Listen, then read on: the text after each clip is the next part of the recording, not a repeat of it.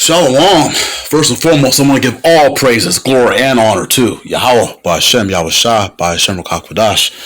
I want to give double honors to the elder apostles of Great Millstone who rule well, and salutations and much love to the rest of you, sincere Aki, and pushing the word in truth and sincerity.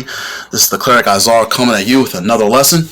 I am continuing in my lot to bring you my ongoing series from excerpts of Hollywood, This Factory of Perverseness, another observation of predictive programming, how our imitates life, and vice versa. Just a reminder, the purpose of my videos is to show correlations. A correlation is an observation of a mutual relationship or a connection between two or more things. I use movies to extract or extrapolate a narrative. I'm not glorifying the Hollywood culture or life. I have a wide knowledge of films, whether they be foreign or domestic, and I just use them as an example to bring out similarities and those correlations. To quote Cecil B. DeMille, the greatest source of material for motion pictures is the Bible. I call this lesson B as Pilgrims, okay? And the image I have on display is from a film I watched recently. Of course, being this truth, I reflected on this particular series. This movie was released this year, May 13th, 2022. The title of it is Firestarter. It's directed by Keith Thomas. Now, this is not the original. This is a remake. I want to say the original one was done with Drew Barrymore. I'm pulling it up now. Bear with me just a moment. Let me also say as well, Salakia, for the lateness of my video here. My desktop was on a frisk, and I had to take it to the Geek Squad to have fixed. So I'm just now getting it back and getting it up and running and everything. I usually carry all my notes on the desktop.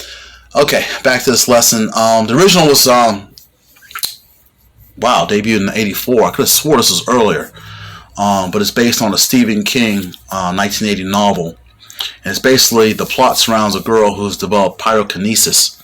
Alright, and pyrokinesis is the use of fire. It's a purported psychic ability allowing a person to create and control fire with the mind. And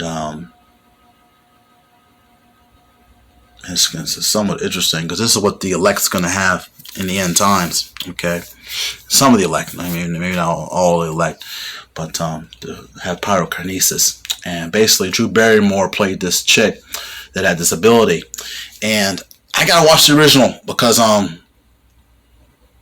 couldn't remember how the original one was different from this reboot or this remake. Okay, this one was a little different from what I can remember, and I'm sure a lot of people probably didn't come across it, but of course Zac Efron on the left in this picture plays the father of the girl who has the pyrokinesis, and basically they go on the run because the government wants to utilize this little girl's power.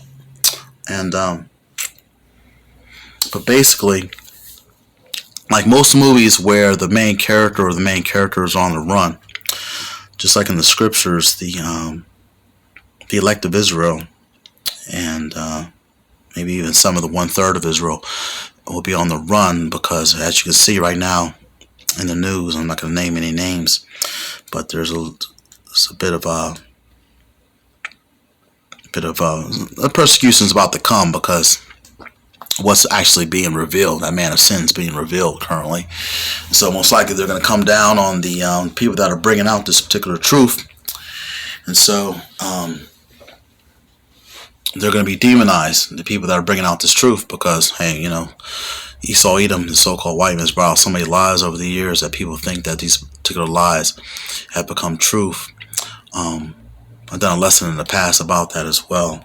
Mr. Miyagi in Karate Kid 2, he was trying to teach Daniel's son a lesson. He was explaining to him, lie only become truth if one believe it. And that's the truth right there. A lot of lies have been taught to people, and a lot of people stand on it.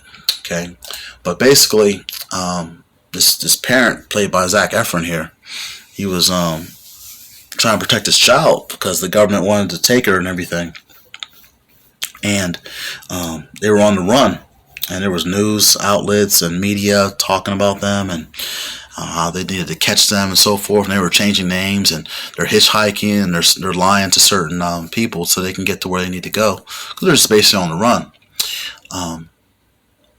But In 2nd Ezra chapter 16 verse 40, and this is going to be in the Apocrypha, it reads, O my people, hear my word, make you ready to thy battle, and in those evils be even as pilgrims upon the earth. Okay? And oh my people, hey, that's talking about you Israelites, you blacks and Native Americans and Latinos, which make up the two kingdoms, the northern kingdom and the southern kingdom, which make up the one nation of the nation of Israel, 12 tribes of Israel. Okay, but I want to go into this definition of pilgrim because it's I didn't know this. I'm glad I looked it up. But a pilgrim is a person who journeys to a sacred place for religious reasons. Okay. And this is basically, like I said, with the 1/3 as well as the elect are going to, or the hopeful elect will have to do in those times when the mark of the beast has been established, or maybe even prior to this time, being the fact that the Hebrew Israelites, the true Hebrew Israelites, are going to be demonized. All right. Since this man of sin has to come down with having great wrath and great fury on the true descendants of Jacob. Okay. But this isn't something that we're, Lord willing, a part of that number. Lord willing, part of that number. But what was I gonna say? Slakia. Lord willing, I'm gonna not have to worry about this. Okay. Revelation chapter 2, verse 10. Backs that up. Revelation 2, chapter 10. Revelations 2, verse 10, Slakia. Fear none of those things which thou shalt suffer. Behold, the devil shall cast some of you into prison, that ye may be tried, and ye shall have tribulation 10 days. Be thou faithful unto death, and I will give thee a crown of life. And there's another reason why I got to go back and watch the original, because, spoiler alert, in this particular movie, the father on the left, he ended up getting captured. He has spiritual powers too. He had the power to almost like hypnosis, and he literally as long as his eyes met your eyes, he can get you to do whatever he wanted you to do. If he wanted you to shoot yourself or shoot somebody else, you would do it. And so he was like a motivation coach or a motivation speaker, and people would just flock to him because he would get people to do what they needed, what they wanted to do, because he had that hypnotic power. Okay, but when they went to go capture him, it reminded me of X-Men Last Stand. It was like a standoff at the house, and just like in when Wolverine and the mutants were on the porch, the cops showed up and they shot Wolverine on accident, and he got up and walked away. This one was a little different. It was like they were on the porch, and the cops showed up, and they were out there to get him and the kid, and he tried to use his powers, but just like in those X-Men movies, they had like something to deflect that power. They had these lenses where his eyes could not meet their eyes, so he couldn't use his hypnosis or hypnotic power. Okay, but in the end times, hey, it's going to be the Heavenly Father is going to get his name, and the Spirit's going to be really turned up on the elect of Israel. All right, so they're going to just go through these people. Okay, especially the authorities. Okay. It's going to be something out there. But this movie, he was actually captured. He went to prison. And it was his daughter that broke into the prison and just lit everything up, literally. Okay. And this is what may happen as well, in some of the concentration camps. Some of the elect might be brought up on charges and might be tortured and so forth. And some may even be put to death. But some may escape as well. Okay. And it's going to be an interesting story once the salvation occurs. Okay, but I'm going to end it on this because I always like to end my videos on a good note with some type of silver lining, and there's light at the end of the tunnel. So in other words, there's a happy ending.